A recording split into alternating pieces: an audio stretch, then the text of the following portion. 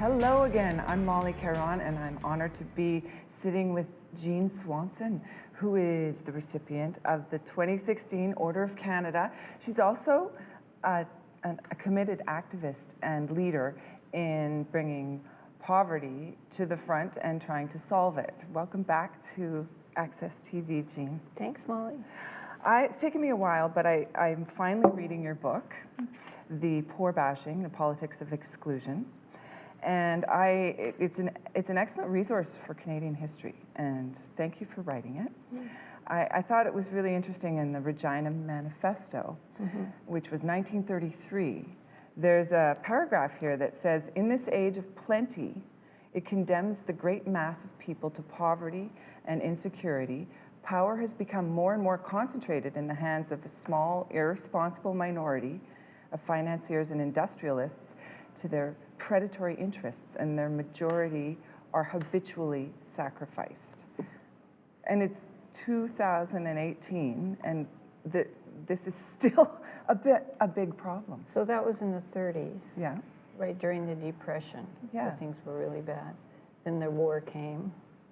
Then things started getting a little better after the war in terms of equality and social programs. We got unemployment insurance, we got pensions, we got the Canada Assistance Plan and welfare. And then in the early 70s, the corporations all got together and started putting in their think tanks and saying what they wanted to take power back so that they would have more power and so that lower income people would have less. And so that's what's been happening for the last 40 years of austerity. It's happened internationally. In BC, we had the Fraser Institute. Nationally in Canada, there was the Business Council on National Issues. And they all called for things like privatization, free trade, deregulation, cutting taxes on the rich, cutting services on the poor. They poor bashed. They said people who were poor were people in welfare were abusers and scammed the system. Sounds a bit like the Fraser Institute, a little bit. Yeah, well, the Fraser Institute was part of it. Yeah. They did that. You've witnessed, and it's documented in your book, it's just all the leaders, the provincial and the federal leaders have come in and tried, and they've been elected sometimes on platforms of solving poverty. And you've watched this, and any observations as to how, for instance, Mike Harcourt gave funding to give people who are in the lower income more of a voice to talk about it, so to try and combat poor bashing, give them an identity, voice, and a power to change. Did it work? When he was in power, I was with a group called End Legislated Poverty, and they gave us heaps of money.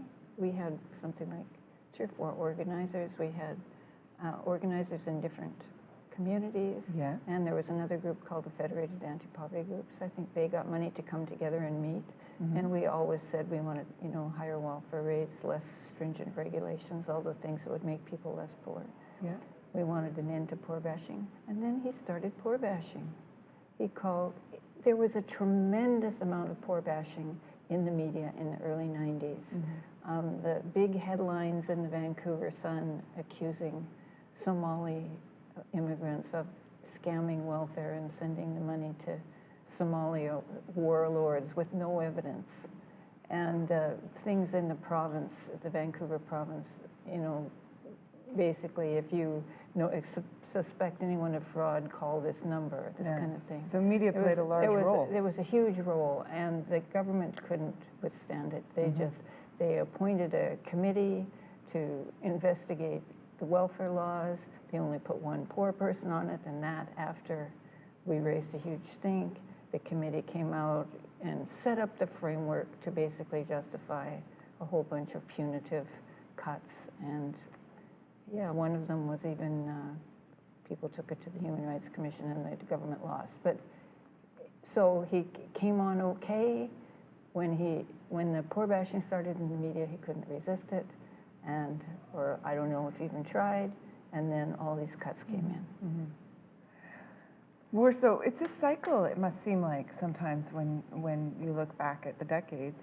Well, I'm looking back, I'm 75, I'm looking back at 40 years of increasing austerity.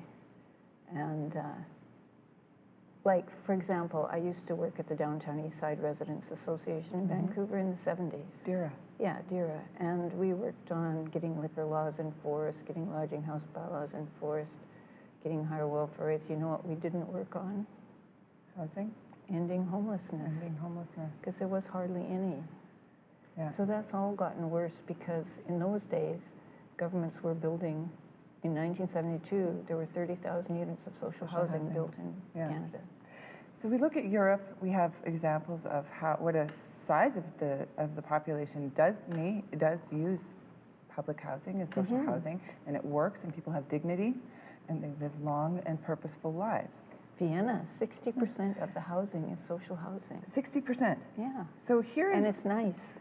So we know this from excellent documentation, and here we are in Canada, and this is still sort of the Wild West of real estate, and land is a commodity, a poker chip. How do we stop the real estate from its manic rise? Well, I'm hopeful that there's going to be some stuff. I mean, we need a huge speculation tax. I think we could have a mansion tax. Yes. On mansions worth over like $5 million, and we could use that money to build hundreds of social housing units. I think it'd be great. It would cut the value of property so it wouldn't rise so fast, and then it would provide the second value of you'd have the money. You could end homelessness in 1 year in Vancouver. And probably create quite a few jobs. Yes. Give people a lot of dignity, and that would make a huge difference on the next generation of children coming up. And then in subsequent years of the mansion tax, you could start building social housing for renters that are paying too much money. Yeah. And this is a coordinated effort that's needed. And so Canada's working on a national housing strategy.